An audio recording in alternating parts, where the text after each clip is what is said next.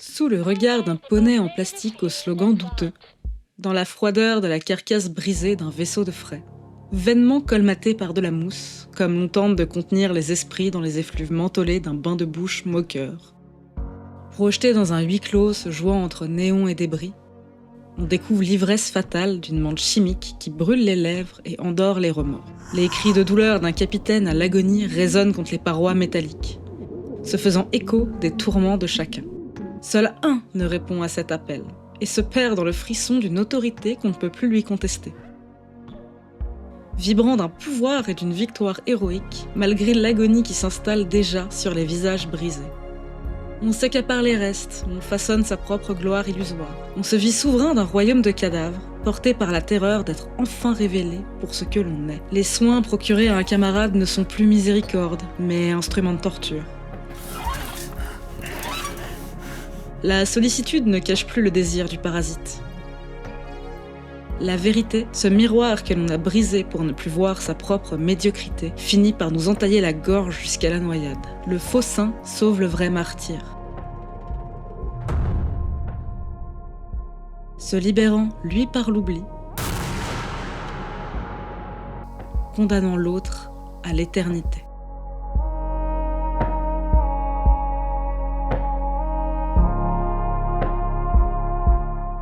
Bienvenue, installez-vous et laissez-moi vous parler de Mousewashing, un petit jeu indépendant qui peut ne pas payer de mine au premier abord, mais qui a en fait énormément de choses à nous dire. Il a été réalisé par le studio suédois Wrong Organ et sorti le 26 septembre 2024. Le studio est déjà à l'origine d'un autre jeu sur lequel il faudrait que je me penche à l'occasion, How Fish is Made. Mousewashing est un jeu narratif d'horreur psychologique à la première personne. On pourrait même le qualifier de walking simulator. Comme le gameplay se résume à explorer le vaisseau, à discuter avec l'équipage et à résoudre des énigmes. À part une ou deux scènes de fuite, il n'y a pas beaucoup plus d'action. Et c'est très bien comme ça. Le jeu est court, mais très bien rythmé. On ne s'ennuie jamais.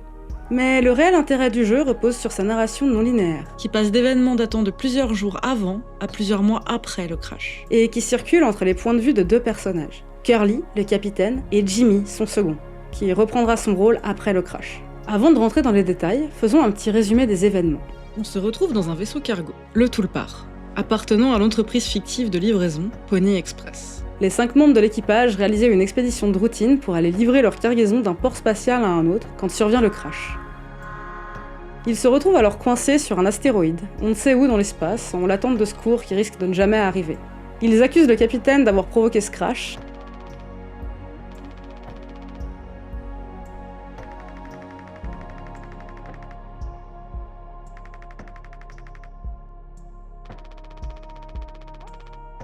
et bien sûr, celui-ci étant gravement mutilé, ne peut raconter ce qu'il s'est réellement passé.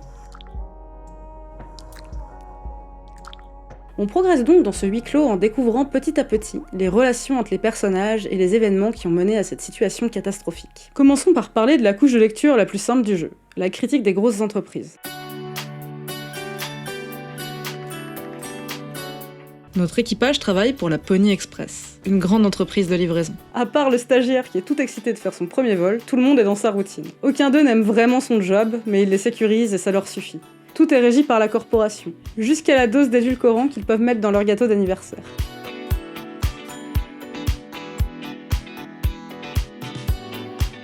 Un seul fêté par année pour tout l'équipage, bien sûr.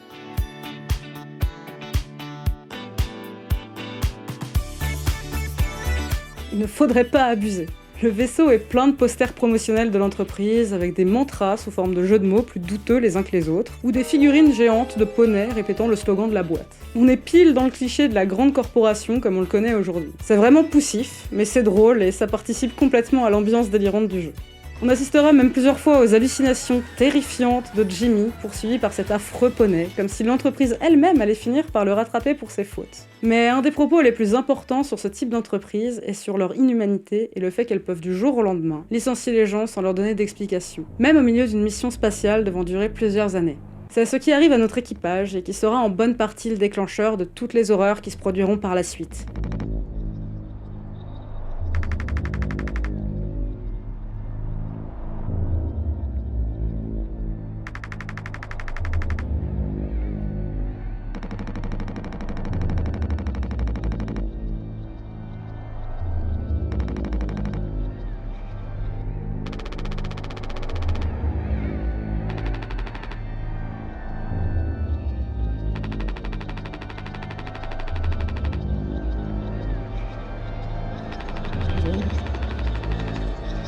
Car après le crash, ils savent que personne ne viendra les chercher, car ils n'ont plus aucune importance pour leur entreprise et que personne ne risque même de signaler leur disparition. Et le dernier pied de nez que leur fera leur employeur est la découverte de leur cargaison. Elle est énorme et ils pensent pouvoir survivre avec un bon moment une fois qu'ils auront réussi à ouvrir le hangar. Mais non, ils ne trouvent que des milliers, peut-être même des millions de cartons remplis de bouteilles de bain de bouche, d'où le nom du jeu.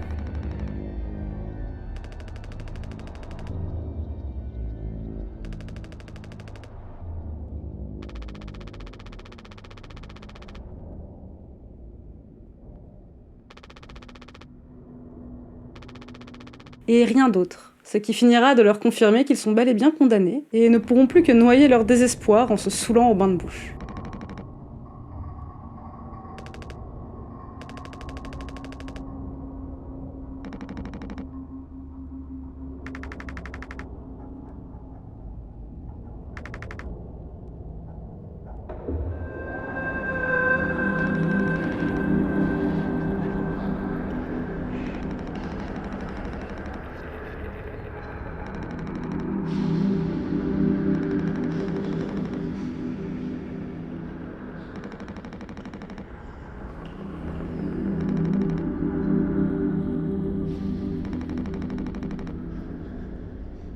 Puis bon, comme on est dans un huis clos, dont l'issue tragique ne laisse que peu de place au doute, il faut bien évidemment parler des personnages et de leurs relations les uns avec les autres, car c'est de cela que le crash découle. Alors faisons un petit tour de présentation de nos protagonistes. Nous avons donc Orion Carling, ou Curly pour les intimes, le capitaine du Tulpar. C'est un brillant pilote qui a su gravir les échelons dans son entreprise. Il est fiable et droit, ce qui lui attire jalousie et convoitise. Il survit de justesse au crash, mais est gravement mutilé et défiguré. Il ne peut que regarder ce qu'il se passe autour de lui, sans pouvoir intervenir ou expliquer ce qu'il s'est passé pendant le crash. Il souffre énormément de ses blessures et a besoin régulièrement d'antidouleurs qui commencent à se faire rares.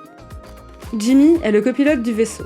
C'est Curly qui lui a permis d'être embauché par la compagnie. On sait qu'il est également criblé de dettes et pauvre au point de ne pas pouvoir s'offrir un seul hobby.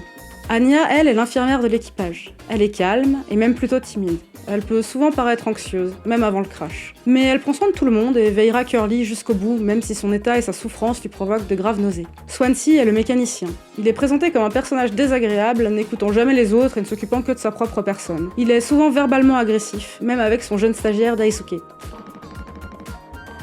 C'est un ancien alcoolique sobre depuis 15 ans. On sait également qu'il a eu une femme et des enfants, mais qu'il n'était pas fait pour cette vie. En d'autres termes, qu'il a abandonné sa famille. Daisuke, lui, est le stagiaire. Il est joyeux, optimiste, mais malheureusement plutôt incompétent. Il reste enthousiaste, même après le crash.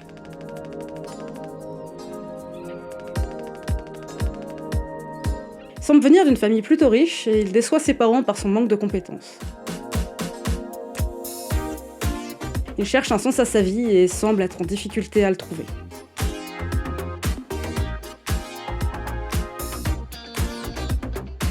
Il obéit toujours à ses supérieurs, notamment Swansea et Jimmy, parce qu'il veut se rendre utile, et qu'on soit fier de lui pour une fois. Maintenant que le cadre est posé, passons aux choses sérieuses.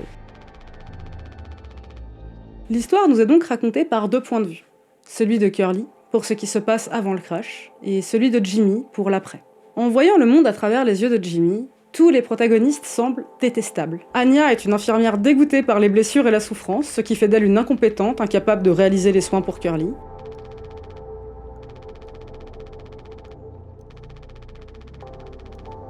Swansea est un personnage autoritaire et égocentrique, qui fait tout pour sauver sa peau en réparant et se gardant pour lui la dernière cellule de cryogénisation, et qui sombrera à nouveau dans l'alcool à la première opportunité. Daisuke est un jeune idiot inutile, et enfin Curly est celui qui les a condamnés en crachant le vaisseau pour une raison qui leur échappe à tous. Et forcément, comme notre premier contact avec cet univers est le regard de Jimmy, on se met à sa place et donc perçoit le monde comme lui. Et pourtant, plus l'on découvre tout ce qu'il s'est passé avant le crash dans les flashbacks avec le point de vue de Curly, plus on se dit que la vision de Jimmy est biaisée et même complètement tordue. Et on se rend compte avec effroi que le regard par lequel nous découvrions ce monde depuis le début n'était pas celui d'une victime, mais bien au contraire, celui du bourreau de tout l'équipage.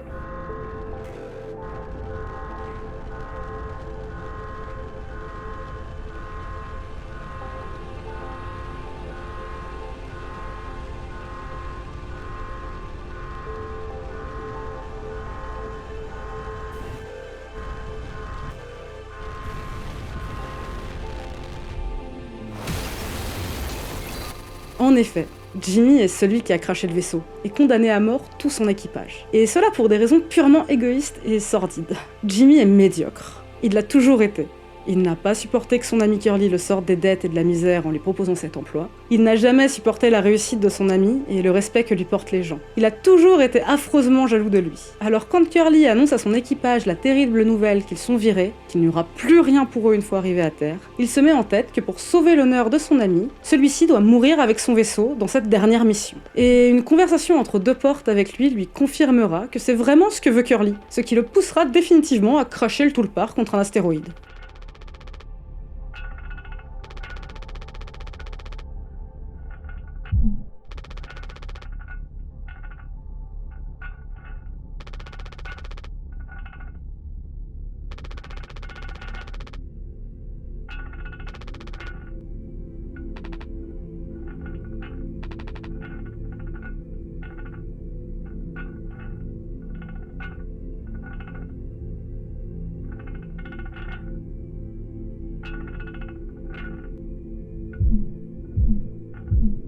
Tout cela, bien que Curly ait clairement laissé entendre qu'une autre vie que celle de pilote l'attendait et qu'il se réjouissait de la découvrir.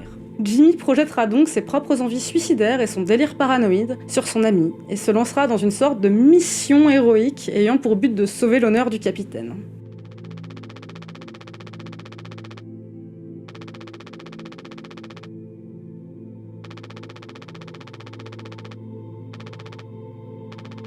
Mais c'était sans compter les autres motivations de Jimmy, dont l'annihilation pure et simple de toute trace du crime qu'il a commis.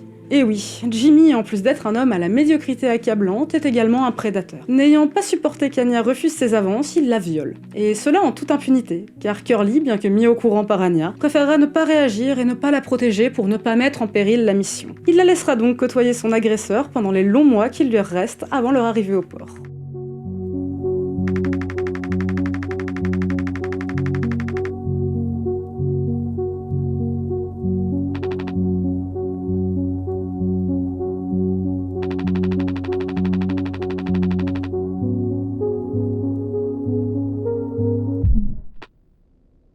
Ce qui est juste abominable, et explique du coup le comportement timide et renfermé d'Anya, qui est juste complètement terrorisée par son agresseur et en situation de frise traumatique dès qu'elle se trouve près de lui.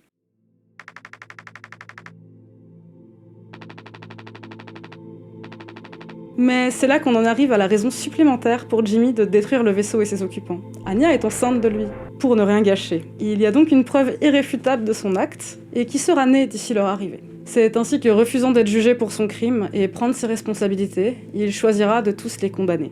Petit à petit, on comprend que la manière dont nous percevons les autres membres de l'équipage n'est que la vision paranoïaque et sociopathique de Jimmy. Il les déteste tous profondément et ne leur veut que du mal. Et surtout, il veut à tout prix rester le héros de cette histoire, mais aussi la vraie victime, entourée de personnes malfaisantes et incompétentes.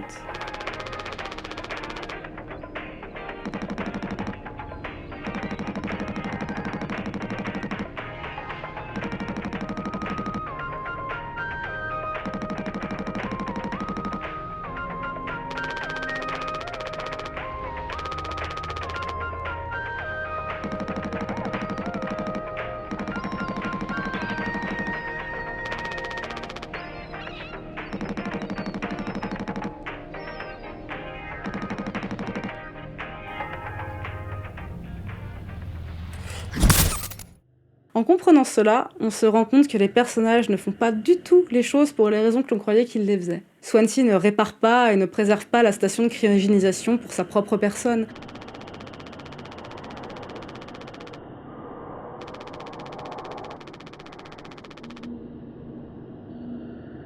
Mais bien pour sauver le jeune Taisuke, qu'il refuse de voir mourir sous ses yeux. C'est aussi cela qui le fait sombrer et commencer à boire du bain de bouche. Il les sait condamnés et n'est juste pas capable de faire face à leur mort prochaine et encore moins à celle d'un adolescent. Il en est de même pour Anya, qui n'est pas une mauvaise infirmière, bien au contraire. Elle n'est dégoûtée et nauséeuse face aux blessures de Curly uniquement car elle est enceinte. Et donc Jimmy ne fait que la dénigrer et la rabaisser pour quelque chose qu'il a lui-même provoqué, dans le seul but de la maintenir dans le silence et la peur.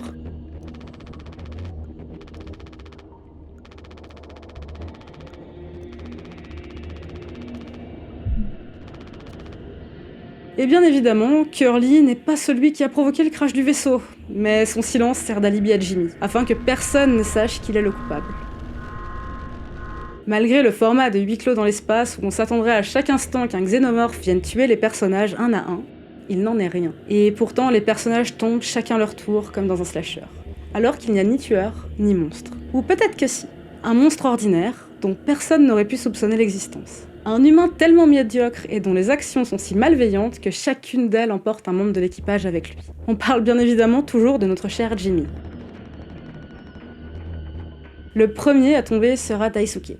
Anya s'étant enfermée avec Curly dans l'infirmerie et refusant d'ouvrir la porte, le seul moyen d'y accéder est le conduit dans l'atelier de Swansea. Conduit dont Swansea refuse formellement que quelqu'un s'approche car il est très dangereux. Mais déterminé à y accéder, Jimmy préparera un cocktail très fort à Swansea en mélangeant de l'alcool à 90 à son bain de bouche.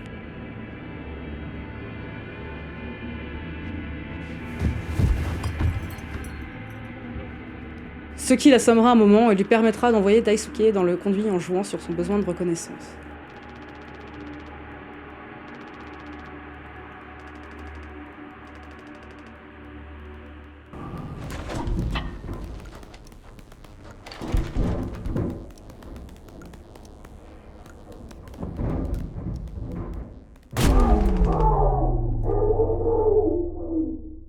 Évidemment, Daisuke sera gravement blessé dans le processus.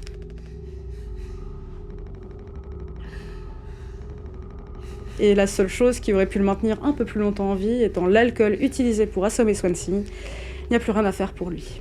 À l'heure de désespoir, Swansea l'achève d'un coup de hache dans la tête, refusant de le voir agoniser pendant des heures, voire des jours, sans pouvoir rien faire.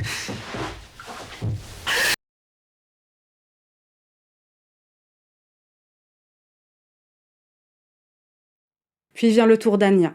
Je pense qu'il n'y a pas besoin de répéter ce qui s'est passé entre elle et Jimmy pour comprendre pourquoi elle est arrivée au bout de sa volonté à rester en vie. Elle est retrouvée morte dans l'infirmerie d'une overdose d'antidouleur. Et enfin arrive le seul meurtre direct de Jimmy, celui de Swansea, qui, fou de douleur et de rage, attaque Jimmy avec une hache. Il le poursuit dans le vaisseau pour l'abattre. Mais Jimmy avait pu récupérer le pistolet qu'Anya gardait caché pour se protéger de lui et le tue d'une balle dans la tête. Ainsi, Jimmy, que ce soit de manière indirecte par ses actions égocentrées ou par voie bien plus directe, tue tous les membres de l'équipage un par un, comme dans tout bon huis clos horrifique dans l'espace. Pour les faire sombrer en bon stratège, il exploitera chacune de leurs failles. La boisson pour Swansea, son besoin de reconnaissance pour Daisuke, sa confiance en lui pour Curly, et le traumatisme qu'il a lui-même créé pour Anya.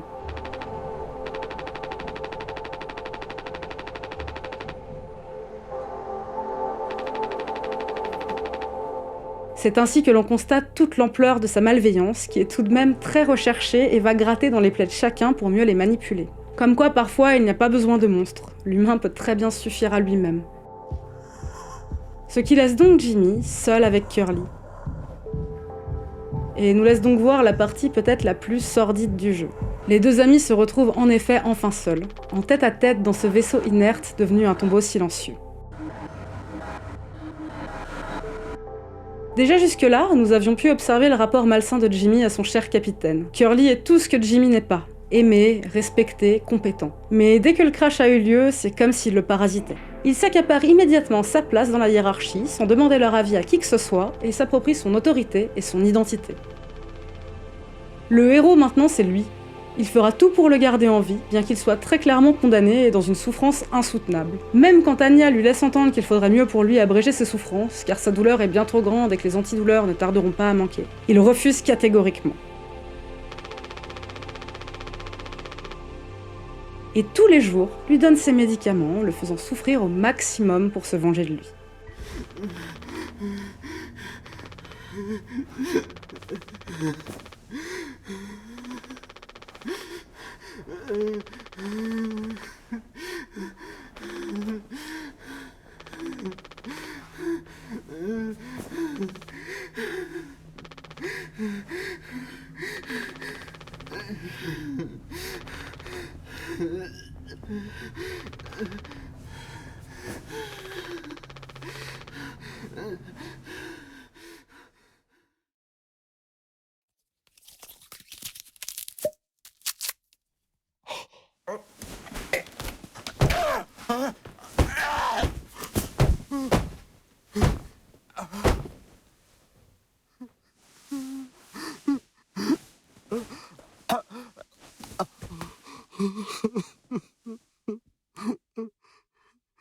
En gardant leur capitaine dans cet état de souffrance absolue, il ne fait pas preuve de pitié. Il garde un miroir de sa propre culpabilité sous les yeux pour se punir, tout en punissant son ami d'avoir été meilleur que lui tout ce temps.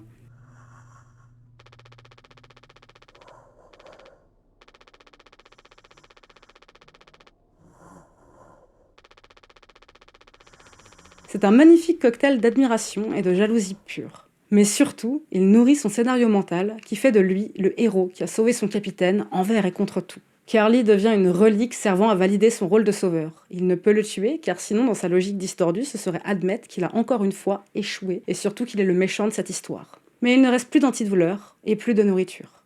Ils sont condamnés. En personne parfaitement saine, pour pallier à cela, Jimmy installe tout le monde à table et s'installe avec eux. Comme dans une parodie morbide du repas d'anniversaire qui les a condamnés. Mais cette fois, les convives sont bien plus silencieux. Le capitaine a changé, et surtout Curly se trouve à la place du gâteau.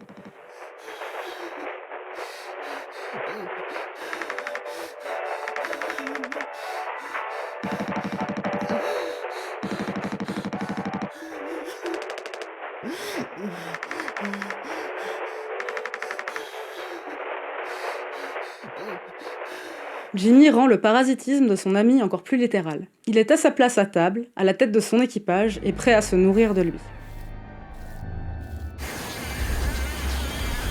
Et pourtant, il est une parfaite antithèse du rôle du capitaine. Traditionnellement, le commandant est celui qui coule avec son navire pour protéger les siens. Jimmy, lui, décide de faire couler son navire uniquement pour ne pas couler seul socialement.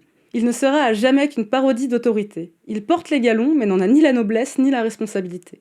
L'apothéose de sa médiocrité se trouve dans cette scène où, seul, à la tête de cette tablée funèbre, il force Curly à ingérer sa propre chair en commençant par l'une de ses jambes.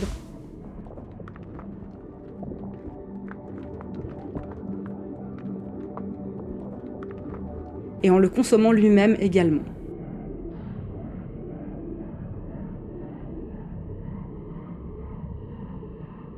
Ils tiennent encore comme cela quelques temps, transformant cet acte de survie en acte rituel proche d'une eucharistie macabre pour Jimmy, qui en dévorant la chair de cet ami admiré, autant qu'exécré, tente d'absorber sa force, sa légitimité et son aura de capitaine. Son parasitisme ne s'arrête pas à vouloir lui ressembler, il veut qu'il fasse partie de lui. Et en cela, il procède à l'ultime profanation du corps de son ami, en transformant le corps du martyr en une ressource inépuisable pour nourrir son propre narcissisme.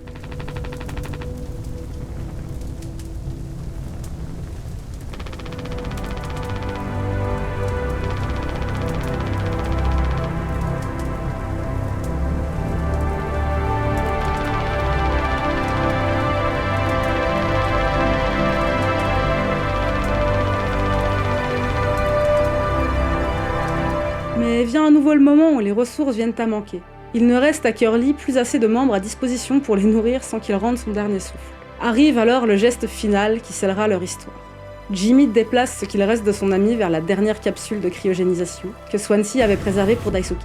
Ce n'est pas un geste de miséricorde pour enfin mettre fin à sa douleur. Sinon, il l'aurait simplement achevé, et cela depuis longtemps. Mais faire cela aurait été équivalent à accepter son échec et à accepter qu'il est le bourreau dans ce récit. Ce qui ne peut être le cas, comme il en est le héros. Il le met tout simplement sous scellé.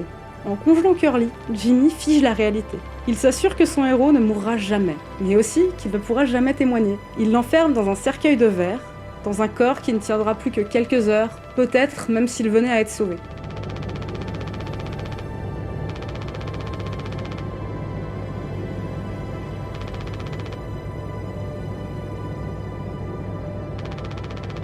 Et cela juste pour pouvoir lui dire une dernière fois « Je t'ai sauvé ». Et clore cette histoire en étant celui qui a sauvé son capitaine, en étant le héros qui a permis aux derniers survivants de la catastrophe de s'en sortir. Et satisfait du travail bien fait, il se tire une balle dans la tête. C'est l'acte final d'un lâche qui, après avoir fait disparaître toute trace de vérité dans le vaisseau, s'évapore en n'ayant plus besoin de répondre de ses actes. Il meurt en se rêvant héros, laissant derrière lui une carcasse métallique tachée de sang, et un survivant qui aurait sûrement préféré mourir 1000 fois plutôt que d'être sauvé par lui. C'est sur cela que Mousewashing nous laisse. Avec la nausée et un petit goût de bile en arrière-gorge, ce n'était pas un énième huis clos horrifique dans l'espace, mais bien une autopsie de la lâcheté et de la médiocrité humaine. finit par comprendre que le titre ne désigne pas seulement cette cargaison absurde de bains de bouche. Le mousewashing, c'est ce que Jimmy a passé tout le jeu à faire, tenter de nettoyer l'odeur de ses crimes, de rincer sa conscience avec son propre déni, et de couvrir l'odeur des cadavres avec celle de la menthe. Le Toulpar n'a pas sombré à cause d'une défaillance technique ou d'un accident. Il a été détruit de l'intérieur par un homme dont l'insécurité était si grande qu'il a préféré devenir un monstre plutôt que d'affronter sa propre insignifiance et de choisir de changer les choses. Il a préféré violer, torturer, condamner à mort et tuer plutôt que de faire des actions lui permettant de changer et de devenir quelqu'un de meilleur. Ce jeu nous rappelle qu'il n'y a pas besoin de monstres pour nous terrifier. La peur d'être insignifiant suffit parfois à transformer un être humain banal en bourreau. Le Toulpar dérive désormais dans le vide, emportant avec lui son équipage fantôme, un héros imaginaire autoproclamé et un martyr éternel. Et dans ce vide, même l'odeur de la menthe finit par disparaître.